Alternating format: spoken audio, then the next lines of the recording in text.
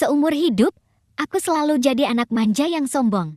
Jadi, waktu aku menikahi seorang CEO wanita yang dingin dan gak mencintaiku, aku malah memaksanya untuk punya anak perempuan yang manis, penurut, serius, tapi juga sangat menggemaskan. Begitu dia mulai bisa berjalan, aku menjadikannya pelayan tambahan untuk melayaniku. Setiap hari, dia harus memijat punggungku atau memasak.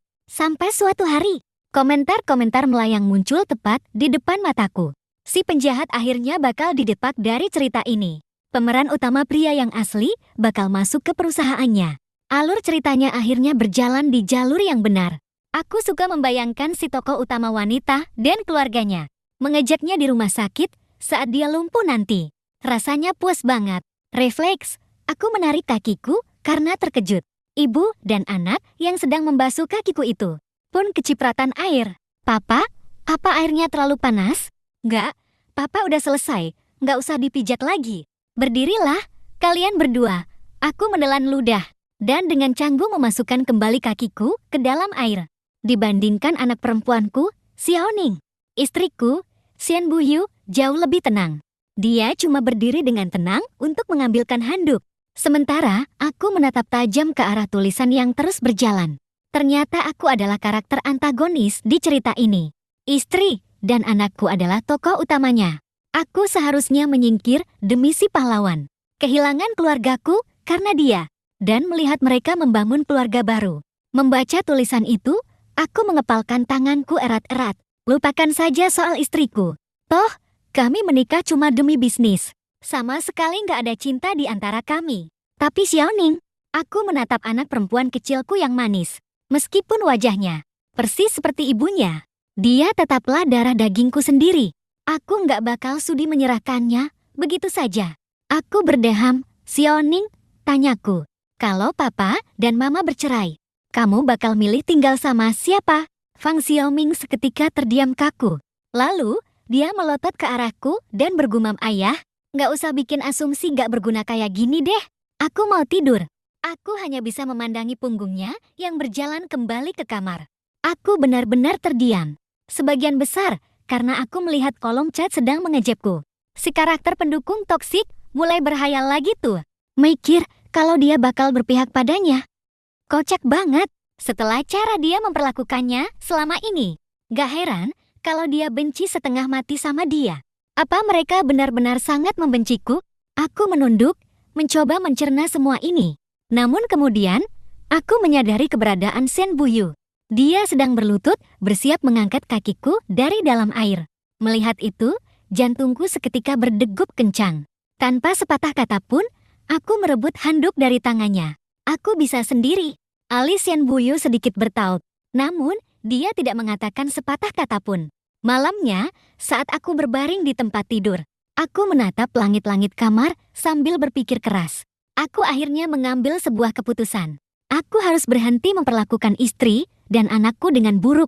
Sesuai dengan peringatan dari kolom chat, aku tidak bisa mencegah pertemuan para karakter utama.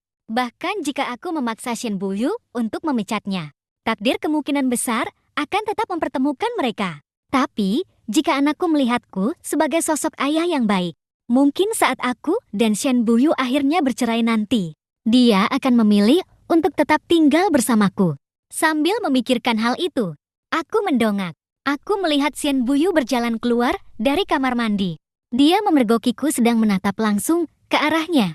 Dia menghentikan gerakannya sejenak saat sedang mengeringkan rambut.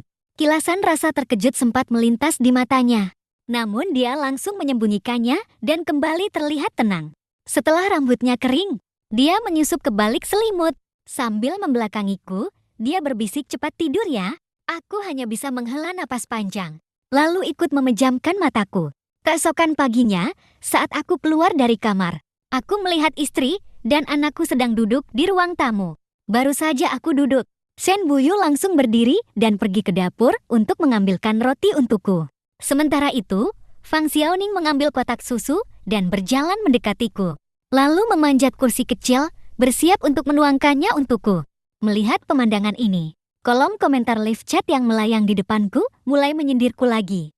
Alisku langsung terangkat, dan aku segera mengulurkan tangan untuk menahan lengan mungil Fang Xiaoning. Bocah kecil itu mendongak, menatapku dengan wajah yang sangat bingung. Kali ini, Papa mau pakai 1,5 sendok gula. Jadi biar Papa saja yang melakukan hal kecil ini sendiri. Sana, lanjutkan sarapanmu, kataku sambil mengambil susu darinya dan menuangkannya ke dalam gelasku. Xiaoning balas menatapku dengan wajah yang sangat heran.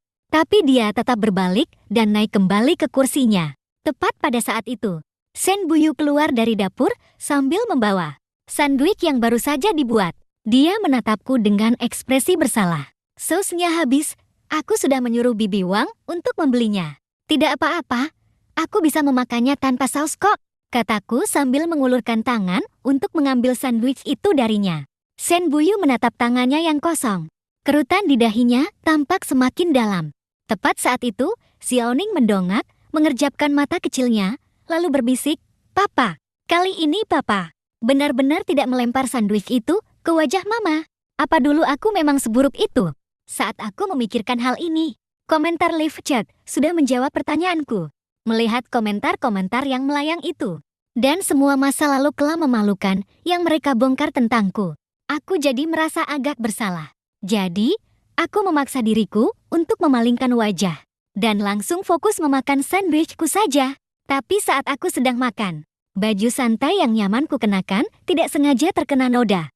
Melihatku sedikit mengernyitkan dahi, Shen Buyu secara refleks mengambil selembar tisu untuk membantuku mengelapnya. Dengan refleks yang cepat, aku langsung merebut tisu itu sendiri. Sambil memaksakan senyum tipis, "Sudahlah, aku bisa mengatasi hal sepele ini sendiri. Dan Xiaoning, kamu nggak usah mijat kaki Papa atau nuangin susu buat Papa lagi. Papa bisa sendiri kok. Papa sakit." Mendengar Xiaoning bicara begitu, tanganku yang lagi memegang serbet seketika terhenti. Ada rasa pasrah dan gak berdaya yang mendalam di hatiku. Aku cuma mencoba bersikap baik sama anak ini. Dia malah mikir aku sakit. Aku menghabiskan sisa makan malam dalam diam, tanpa banyak ulah sama sekali. Dan aku sama sekali gak minta bantuan. Xiaoning terus-menerus mencuri pandang ke arahku. Bahkan tatapan Shen Buyu sesekali tertuju padaku, tapi langsung dialihkan dengan cepat. Begitu mereka akhirnya pergi meninggalkan rumah, barulah aku menghempaskan diri ke sofa dengan lega. Sambil menatap foto pernikahan kami di dinding, aku memijat pangkal hidungku. Aku sudah mencintai Shen Buyu jauh sebelum perjodohan kami. Tapi pria itu benar-benar sedingin es. Meski begitu, aku punya harga diri, dan aku menolak untuk mengejar-ngejarnya. Hingga akhirnya, keluarga kami menjodohkan kami. Dan kami pun dipersatukan. Aku masih bisa merasakan kebahagiaan luar biasa di awal pernikahan kami. Sampai hari itu tiba, saat aku memergokinya sedang berbicara dengan seorang teman di luar ruang kerja. Di lingkaran sosial kita, Fang Xiu itu terkenal pembangkang. "Kamu benar-benar ketiban apes. Ini cuma pernikahan demi formalitas saja. Cuma sebatas itu saja." Mendengar kata-kata itu, hatiku langsung terasa dingin. Hanya beberapa bulan setelah itu, aku benar-benar menyerah padanya, berhenti berusaha, dan mulai menunjukkan sifat asliku yang sebenarnya. Seluruh isi rumah, aku dekorasi sesuka hatiku, dan Shen Buyu nggak pernah sekalipun mengeluh. Kecuali foto pernikahan yang satu ini. Waktu aku mau memajangnya tepat di tengah ruangan, dia mengernyit dan bilang kalau foto itu kelihatan jelek banget di sini. Waktu itu, aku bertindak murni karena rasa dendam aja. Kelihatan jelas banget kalau dia nggak suka sama aku. Tapi, sifat dinginnya Shen Buyu malah bikin dia punya sifat yang penyabar dan tenang. Jadinya, aku makin melunjak dan seenaknya sendiri. Nyuruh-nyuruh dia buat ngelakuin ini itu. Bahkan maksa dia buat pakai baju yang dia benci setengah mati. Cuma demi memenuhi ego dan keinginanku sendiri. Kadang, Shen Buyu kelihatan kesal. Tapi dia cuma bakal sedikit ngerutin dahi. Dan selama bertahun-tahun ini, karena sikap diamnya yang seolah selalu memaklumi, aku beneran percaya kalau dia cinta sama aku. Tapi pas melihat wajah dinginnya itu, aku sadar kalau selama ini aku cuma berdelusi. Di mata Shen Buyu, aku tuh gak ada bedanya sama sekali dengan orang lain. Walaupun aku bisa nerima pernikahan tanpa cinta ini. Komentar-komentar yang terus bermunculan di depanku. Entah kenapa bikin aku ngerasa kesel banget. Xiao Qing lagi nuangin kopi nih buat Shen Buyu. Tatapan Shen Buyu ke dia manis banget deh. Kapalku. Xiaoqing nggak sengaja ngetik emoticon di filenya. Pas Shen Buyu lihat, pasti dia bakal ngerasa Xiaoqing gemesin banget. Minta seseorang buat nurunin foto ini nanti. Habis ngasih perintah itu, aku gak mau lagi melihat komentar-komentar itu. Dan milih merem buat istirahat. Tapi menjelang malam, sebuah panggilan telepon ngebangunin aku. Ternyata dari Shen Buyu. Begitu panggilan videonya tersambung. Shen Buyu bilang kalau dia harus kerja lembur. Biar Fang Xiaoning nemenin kamu malam ini. Belum sempat aku ngejawab. Komentar-komentar di depanku udah mulai ngehujat aku lagi. Aku cuma bisa tersenyum kecut. Dan bilang ke dia kalau nggak usah repot-repot. Fokus aja sama kerjaanmu. Tapi belum sempat kalimat itu selesai kuucapkan. Aku baru sadar kalau Fang Xiaoning udah berdiri gak jauh dari situ. Dia lagi natap aku dengan ekspresi tegang. Aku sempat agak kaget karena nggak tahu udah seberapa lama dia berdiri di sana. Pas tahu aku ngelihat ke arahnya, Fang Xiaoning nggak ngomong apa-apa. Dia cuma ngelepas ranselnya tanpa suara, terus jalan masuk ke dalam. Aku cuma bisa geleng-geleng kepala, merasa benar-benar gak berdaya. Tapi pas kulihat di video Chal, Shen Buyu, raut mukanya kelihatan agak gak beres. Kamu kenapa? Fang Xiu, fotonya di mana? Aku langsung balik badan buat melihat. Ternyata, pas aku lagi tidur tadi, foto nikahan kami udah dikopot. Jadi aku jawab jujur aja, udah kusuruh orang buat ngebuang fotonya. Selamat lembur, ya. Dah, tanpa peduliin mukanya yang kelihatan makin kesal. Aku langsung matiin teleponnya. Sambil mandangin dinding yang kosong itu. Aku mulai mikir, kira-kira mau dipajang apa ya setelah ini. Gak lama setelah makan malam. Aku ngucek mataku yang udah capek. Dan melihat Fang Xiaoning lagi megang buku cerita. Berdiri tepat di depanku. Ayo, sini aku bacain cerita biar papa cepat tidur. Aku sempat ngelirik ke kolom komentar. Sesuai dugaanku. Semua orang langsung ngatain aku ayah yang buruk. Gara-gara ngebiarin anak kecil bacain dongeng sebelum tidur buat bapaknya. Jadi, aku mandang Fang Xiaoning dengan muka serius. Terus melambaikan tangan, gak usah, kok, papa bisa tidur sendiri. Tapi kata mama, aku harus nemenin papa. Melihat dia gigit bibir bawahnya. Dengan muka yang kelihatan sedih banget, kepalaku langsung pusing. Tapi sebelum aku sempat ngomong apa-apa lagi, Shen Buyu udah buka pintu dan masuk. Aku cuma bisa melongo mandangin dia. Kolom komentar langsung heboh. Pemeran utamanya balik. Terus nasib si cowok gimana dong? Begitu melihat Shen Buyu, Fang Xiaoning langsung meluk erat buku ceritanya. Dan langsung lari nyamperin dia dengan semangat. Mama, papa nggak mau aku temenin. Kenapa kamu pulang? Shen Buyu nggak ngejawab. Dia cuma mandang ke dinding yang kosong itu. Dan raut wajahnya langsung kelihatan kesal. Aku cuma bisa garuk-garuk kepala karena ngerasa canggung banget. Bukannya kamu bilang jelek. Kalau gitu, aku lepas aja terus tidur. Shen Buyu mengulurkan tangan dan mengusap lembut kepala Xiaoning. Xiaoning hanya mengerjapkan matanya. Lalu dia menatapku. Ayah, hari ini nggak mau dipijat kakinya? Nggak usah. Pundaku juga udah nggak apa-apa kok. Aku buru-buru melambaikan tangan menolak. Xiaoning hanya menggembungkan pipinya, berbalik badan, dan masuk kembali ke kamarnya. Begitu pintu kamarnya berbunyi klik dan tertutup. Shen Buyu menatapku dengan tatapan agak sendu. Kamu lagi bad mood, ya? Tanyanya. Nggak kok, akhir-akhir ini perasaanku malah lagi senang banget. Shen Buyu tidak membalas ucapanku. Dia hanya menghela napas, lalu pergi mandi. Tapi kolom chat langsung panik luar biasa. Semua orang mulai mengkhawatirkan hubungan kami.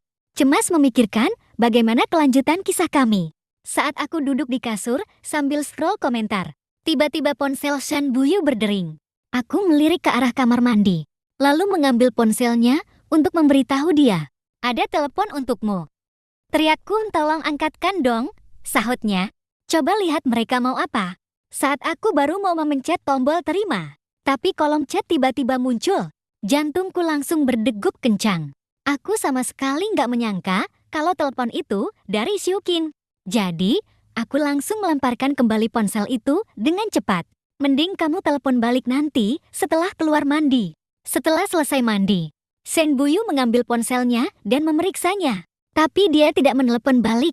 Saat aku masih bertanya-tanya, tiba-tiba kurasakan tangannya memegang lenganku. Ini sudah di luar jam kerja. Kita bicarakan lagi besok saja. Setelah itu, dia langsung menarikku masuk ke dalam selimut. Aku pun tidur dengan nyenyak sepanjang malam. Saat aku terbangun keesokan paginya, dia sudah tidak ada. Begitu aku melangkah ke ruang tamu, anak perempuanku sedang duduk di meja makan, menatap lurus ke arahku dengan mata bulatnya yang lebar. Aku berjalan mendekat dan dengan lembut mengusap pipinya yang halus. Fang Xiaoning langsung menegang seketika. Secara naluriah, dia langsung menjauh dariku. Tanganku membeku di udara, membuatku merasa sangat kanggung. Bahkan kolom live chat pun sekarang mengejekku. Apa kamu gak sadar kalau anakmu sendiri benar-benar jijik sama kamu? Permen yang dikasih sama pemeran utama pria kemarin. Dia menyembunyikannya di bawah bantal bagaikan harta karun. Saking berharganya, sampai gak tega buat dimakan. Membaca kalimat itu membuat pupil mataku langsung menyempit seketika. Dibandingkan dengan Shen Buyu yang akhirnya jatuh cinta pada orang lain. Kalimat ini menghantamku 100 kali lipat lebih keras. Memang sih, aku sering banget ngejahilin anak perempuanku di rumah, tapi bagaimanapun, dia tetaplah orang yang paling aku sayangi. Aku cuma melakukannya karena aku suka banget ngejahilin dia. Karena cara dia cemberut kayak orang dewasa kecil yang serius, bener-bener hal paling menggemaskan bagiku. Tapi sekarang, komentar-komentar itu seolah memberitahuku. Sekeras apapun, aku berusaha. Anak perempuan kecilku ini bakal tetap menyayangi Shu King. Memikirkan hal itu, dengan keras kepala aku menarik kursi dan duduk tepat di sebelahnya. Fang Xiaoning cuma melirikku sekilas, dan langsung bergeser menjauh, membuat jarak di antara kami jadi makin lebar. Hatiku seketika terasa benar-benar dingin, tapi aku tetap bertanya, sayang, kamu sayang gak sama papa? Kan udah ku bilang jangan panggil aku begitu. Panggil aja aku Fang Xiaoning. Bahkan sebelum aku sempat menyelesaikan kalimatku, dia langsung memotong ucapanku begitu saja. Aku mengepalkan tanganku mendengar kata-katanya. Mataku terasa panas karena rasa frustrasi yang mendalam. Menatap anak perempuanku yang duduk begitu jauh dariku. Aku mendadak sadar betapa sia-sianya semua ini. Kalau aku terus memaksakan kehendak, melihat istri dan anak perempuanku sendiri jatuh cinta pada Shu King, begitu saja seperti yang dituntut oleh alur cerita. Dan melihat diriku sendiri menjadi gila karena cemburu. Hanya untuk berakhir dengan tragis, itu benar-benar menyedihkan. Jadi, aku menarik kembali tanganku, lalu berbalik arah dan masuk kembali ke kamarku. Tapi tepat di depanku, kolom komentar live chat itu masih terus berkedip-kedip. Kenapa aku tiba-tiba mulai merasa kasihan, ya sama karakter pendukung ini? Ya, kayaknya emang begini nasibnya, kalau kita bukan pemeran utama pria. Begitu Fang Xiaoning keluar dari kamar, aku langsung melangkah masuk ke kamarnya. Menatap permen yang disembunyikan di bawah bantalnya. Hatiku rasanya langsung hancur berkeping-keping. Aku cuma bisa menghela napas panjang, menyadari betapa mengerikannya kekuatan alur cerita ini yang sebenarnya. Padahal, diam-diam aku sendiri hampir gila memikirkannya. Aku bahkan belum pernah ketemu sama cowok yang katanya karakter utama itu. Tapi aku udah benci setengah mati sama dia cuma karena anak perempuanku lebih milih dia. Aku cuma bisa duduk termenung di kamarnya selama lebih dari 10 menit sebelum akhirnya memutuskan buat keluar. Tiba-tiba, suara telepon dari sahabat karibku memecah keheningan. Hei, bisa bantu aku jemput anak nggak? Tunggu, sejak kapan kamu punya anak? Dia cuma terkekeh di seberang telepon. Anak kakakku, kok? Aku kan udah pernah bilang soal ini sebelumnya, inget nggak? Tapi dia baru-baru ini pergi ke luar negeri dan malah nitipin anak itu ke aku. Aku lagi sibuk banget di sini dan gak bisa pergi. Bukannya kamu pernah bilang kalau Fang Xiaoning kecilmu itu kayak es batu yang hampir gak punya temen. Keponakanku ini anaknya manis banget. Bawa aja dia pulang biar bisa main bareng Xiaoning selama beberapa hari. Belum sempat aku menolak, dia langsung mengirimkan alamatnya dan langsung mematikan teleponnya begitu saja. Aku cuma bisa menatap layar ponselku sambil merasakan pusing yang luar biasa mendadak datang. Alamat sekolahnya ternyata sama dengan sekolah tempat Xiaoning belajar. Tapi seumur hidup, aku baru pernah ke sana sekali. Waktu itu, Xiaoning cuma menatapku dengan pandangan dingin. Dia bilang kalau dijemput pengasuh saja sudah cukup, dan kehadiranku sama sekali nggak ada gunanya di sana. Aku bisa melihat dengan jelas rasa tidak suka di matanya. Makanya sejak saat itu, aku nggak pernah ke sana lagi. Tapi, omongan sahabatku itu emang ada benarnya. Keponakan kecilnya itu emang luar biasa menggemaskan. Dia langsung menggelayut di lenganku sambil terus-menerus memanggilku paman. Lengkap dengan senyumannya yang paling manis. Wajahnya yang ceria dan berseri-seri itu seketika meruntuhkan semua rasa khawatirku. Hatiku rasanya langsung meleleh dibuatnya. Tapi, saat aku menatapnya kembali, tanpa sadar, aku mulai membandingkan anak itu dengan Fang Xiaoningku. Genetik Shen Buyu emang terlalu kuat sih? Kalau enggak, Xiaoningku pasti bakal kayak begini juga. Manja-manjaan di pelukanku sambil bertingkah manis. Aku langsung gandeng keponakanku keluar dari kelas. Pas baru sampai di pintu, aku malah papasan sama seseorang. Ternyata itu kakak angkatku, Fang Yue. Begitu keponakanku melihat dia, dengan girang dia langsung lari dan memeluknya erat-erat. Kak Fang Xiu, lama nggak ketemu ya? Fang Yue, bukannya kata kakakmu, kamu lagi di luar negeri dan baru aja pulang. Aku menatap Fang Yue dengan bengong, benar-benar nggak nyangka.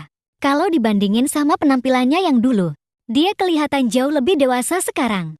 Tapi, berhubung ibunya si kecil udah ada di sini, mendingan aku pamit pergi aja. Tapi keponakan kecilku malah gelayutan di lenganku. Sambil narik-narik bajuku nggak mau lepas.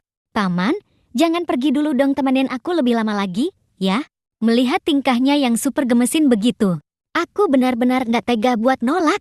Akhirnya, aku pun ngajak Fang Yue dan keponakanku mampir ke kedai ayam goreng dekat situ. Tapi, aku sama sekali nggak nyangka dengan apa yang kulihat selanjutnya. Aku syok banget. Ternyata Fang Xiaoning juga ada di sana. Ditambah lagi, ada seorang cowok yang berdiri tepat di sampingnya. Cowok itu lagi membungkuk sambil ngusap kepala Xiaoning dengan lembut dan tersenyum hangat. Hari ini, Xiao Bao mau makan apa? Tenang, hari ini Paman Shu Qing yang traktir. Mau yang ini? Xiaoning pun mengangkat jari kecilnya lalu menunjuk menu. Melihat pemandangan itu di depan mataku sendiri, kepalaku rasanya langsung pusing 7 keliling. Komentar melayang di depanku langsung bermunculan dengan cepat. Gila, ini plot hole-nya gede banget. Ini maksudnya gimana sih? Jalan ceritanya kacau banget. Kok bisa-bisanya Nanpui papasan sama Xiao Bao dan si pemeran utama cowok? Apa Nanpui bakal ngamuk terus mukulin Xiao Bao? Lihat deh, Xiao Bao bahkan sampai takut buat senyum. Untungnya, suara keponakan kecilku langsung menyadarkanku kembali. Paman, aku udah nggak bisa lihat menunya lagi. Bisa angkat aku biar kelihatan nggak? Sini, biar paman yang baik ini gendong kamu. Aku membungkuk lalu mengangkatnya. Lalu, aku menyadari Fang Xiaoning sedang menatap ke arah kami dari dekat. Senyuman di wajahnya telah lenyap sepenuhnya. Yang kulihat hanyalah tatapan matanya yang sedingin es.